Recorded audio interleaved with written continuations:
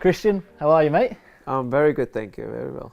Look, believe it or not, you wouldn't think this looking at me, but I've been a Brentford fan for over 30 years. And especially recently, we've been blessed with some exciting times and some exciting days, but also some exciting signings. I think Pontus Jansson kind of started that with his arrival from Leeds, and then Ivan Toney, Christopher Adja.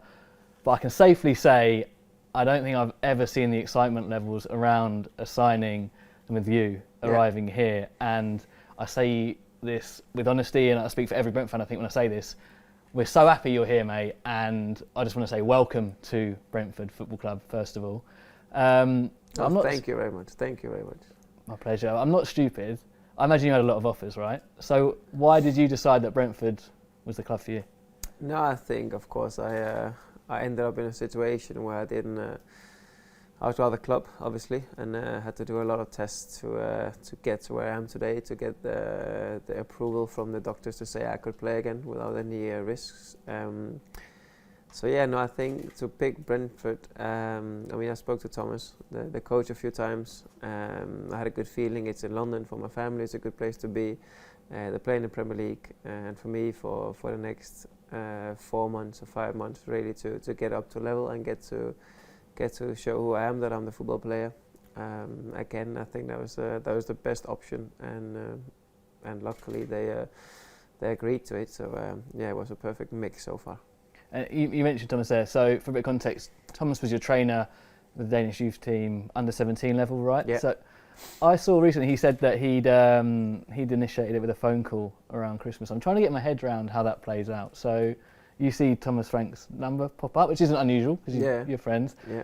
But you're probably thinking it's heading into January. Yeah.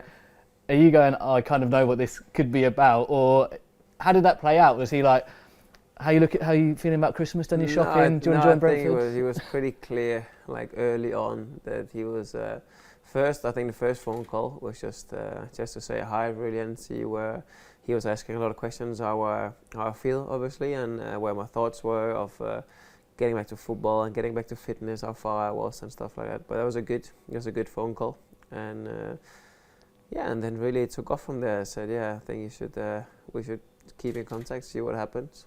And then in the end, it was just for me the best mix of being able to go somewhere is from the outside looks very comfortable, familiar, a good place. And I've been to a training ground. I've seen how everything is and how people are, and it's a nice place to be. I think it's a good start. Well, like I say, we're very excited. And I saw the brilliant interview you did with TV2. That I'm not too proud as a Brentford fan to acknowledge that this is probably a bit bigger than just about Brentford here. There's a wider football story, and probably a bigger story than just football. Yeah. I don't want to go over too much about that because you've already spoken about it in that interview. But one thing that kind of stood out for me was when you were discussing the journey from Parken to the hospital, and you said that you were thinking, I might as well leave my boots here. And you said to Sabrina, your fiance, I'm never going to play football again. Yeah. So when did that change? 2 days later. Really? Yeah, I think it was. It was in the moment, and obviously I didn't. I recognized what happened to me like later on in that night and the next few days of what was really going on, and then of course all the tests started, all the knowledge started to come in, and all the questions were being asked of this and that. Can I do this? Can I do that? Listen to the doctors, and then afterwards, of course, it just slowly took off in a way that, if you can do a program with a test with a doctor I've been following since it happened, then I could slowly get back to playing football and see what happened. First of all, there's a lot of tests to see how the heart reacted to physical training again, and luckily nothing came out of that, so everything was good. And then every month I could really push it, and then I could play. But the feeling of getting to hear from the doctors that even with an ICD there's no limits, and with your condition there's no limits not to do it. Like you can hear people do the running, marathon, swimming, deep dive, whatever, all sorts. It just depends, of course, the diagnosis and how you feel about it. Yeah. And so also what I told Sabrina, I said, I'm telling this now, I'll leave my boots, but don't be certain if a few days, and I would probably change my mind if everything is okay. And luckily everything was after okay. In that period, obviously, we've seen what happened then, and we're seeing now, and we've seen bits and bobs of training. But When my dad had a cardiac arrest 15 years ago, and afterwards I saw his rehab and him going through what he went through, and I saw the ups and downs and a lot of challenges. And one thing for him was he wanted to go back to normality as quick as possible, and he got frustrated, and he would want to walk 4 kilometres when he was told he could walk 3. What did you find were the challenges on this road to where you've got to now? No, I could definitely see something about the annoying bit of have to wait and be patient, and really I was lucky that I trusted my trainer, I trusted my doctor straight on, and really followed the plan they made, and that made me more comfortable, more relaxed about it. I had no stress or no gains or anything. I just wanted to be tested properly in a safe way, and that's why I'm a bit more relaxed about it. It's more exactly to overcome what had really happened, because it's like your dad, he wants to get back to normal, and then for me normal was playing in Italy. Even that couldn't happen because of an ICD, so the normal for me and the family had to change. And of course that's what we are luckily now with the chance at Brentford to get back to a normal life we had before, and then really get that life back or start again, let's say that. Yeah. Do you think this has changed you as a person in any way, as a father, or as a partner to Sabrina, and just as a person? I don't know if it's changed me as a person. I think as a father and a family man, it has changed a bit, just because you can be with your kids and you can be around them, and there's no like before. Of course, I didn't see myself as a bad dad, but just now it's more of the thoughts are, I should be there a bit more. I am here a bit more, and the focus will be more on them than it was on me. But at the same time, I still want to be a football player, and that also get some, of course, take away some time with the family. But luckily they understand that, and for me it's something that I really want to do, and I can again. So it's a win-win situation really. Was that the longest you've been without playing football? Yeah, by far. I've been lucky so far. I've never really had any injuries really. Only if it was anything, it was a few weeks. So now being without football for 6 months, 7 months is a very long time. Yeah. How did you find that? Difficult, very difficult. But again, it was more of I think the first few months you can't really do anything. You have to let it heal and let it wait and let it settle. So you don't really do anything. And then ever since the last 4 months, really started doing the rehab program. But it's difficult. In the beginning, it was difficult to see matches because it's just like, I'm not there. I want to be there. It's difficult to see, and you stop maybe following a little bit because it's just focus is on something else, it's on the family. And then lately, and a few months ago, then it started coming back. I touch the ball, I'm on a football pitch, smell the grass, football boots. Yeah, then everything starts coming back. The excitement to watch games, to be in a stadium, to be involved with a team and stuff like that. So it took its time, and it was also some boring times, but also some fun times. What did you miss the most about playing? No, I think just I always loved playing football, and that didn't go away with what happened, and that slowly, of course, just comes back after you get the possibility and the green light from the doctors to come back to be able to play. But I think the environment, to go into a stadium, to really just to do something in a football game, get the atmosphere, see the teammates celebrate wins, be in the changing room, all that stuff. Score great goals, because you are a scorer of great goals. Also, yeah. You're a scorer of great goals. You create great goals. You're a brilliant assist maker. You love a nutmeg. Yeah, that's true. Nutmeg Spurs at home against Palace. And Martin Kelly, sorry to reference him. Ridiculous. I wanted to know, out of the 3, if you had to rank them, what do you get most satisfaction out of, a goal, an assist, or a nutmeg? Oh, no, a nutmeg, nothing. Really? No, nothing compared to a goal and assist. No, for me, it doesn't really matter if it's a goal and assist. I think it's pretty even in that terms. I think nutmeg is just more for fun, more than, and most of the times it's really you do it because you need it, and you can see a way out of doing it. Like, this will help me go quicker by the opponent or stuff like that. And of course, if you play boxes or stuff, then of course it's for fun. Yeah. But most of the times it's has to be a reason to do a nutmeg.